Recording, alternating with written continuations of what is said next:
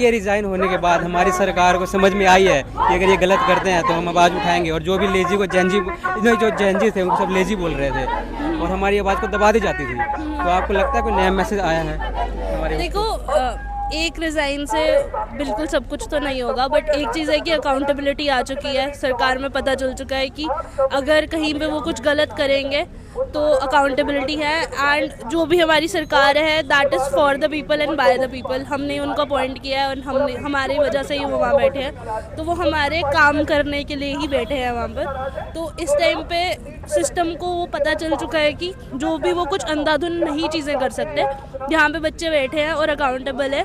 And Gen Z is not the laziest generation. Maybe हम phone पे लगे रहते होंगे, but it is the generation जिसके पास सबसे ज़्यादा इन्फॉर्मेशन है। सबसे अलग एरा में हम पैदा हुए हैं। हमने पूरा ऐसा एरा देख लिया है कि जब हमारे पास इंटरनेट नहीं था हमारे पास फ़ोन्स हैं and lots of information we have. So we are not lazy, it's just that हमारे पास इतनी इन्फॉर्मेशन है, उसको कहीं पॉजिटिव प्लेटफॉर्म नहीं है कि जहाँ पे हम उसको इम्प्लीमेंट कर सकें। और जिन जगहों पे प्लेटफॉर्म है थोड़ा बहुत इम्प्लीमेंट हो सकता है, वहाँ पे भी करप्शन की वजह से बहुत कुछ गलत हो रहा है। तो पॉइंट ये है कि इस पॉइंट पे अगर हम लार्जेस्ट डेमोक्रेसी हैं तो हम थोड़ा लाइन पर आके और एक्यूरेटली काम करें ताकि हमारा जो यूथ है वो फंक्शनली किसी अच्छी लाइन पर लग सके। और ये जो अभी रिज़ाइन आया उनके लेटर में कहीं भी अपोलॉजी नहीं है। जो बच्चों के साथ हुआ है, लाठीचार्ज हुआ था, पैलेट्स गन का यूज़ हुआ है, और जो गर्ल्स थे उनके साथ कितना गंदा व्यवहार किया गया था। तो आपको लगता है ये जिम्मेदारी नहीं ले रही है कि हमने कुछ गलत किया है? उसी वजह से, अगर ये सरकार जिम्मेदारी नहीं ले रही थी, उसी वजह से इतना बड़ा प्रोटेस्ट हुआ। तो उस चीज़ की बिल्कुल जिम्मेदारी लेनी चाहिए। सरकार की जिम्मेदारी बनती है कि उसके सिटीजन सेफ फील करें, एंड वो उस चीज़ की अकाउंटेबिलिटी नहीं ले रहे हैं। तो ये रेजिग्नेशन उसका फर्स्ट स्टेप था। अब आगे कुछ भी ऐसा गलत होगा तो हर कोई 100 बार सोचेगा।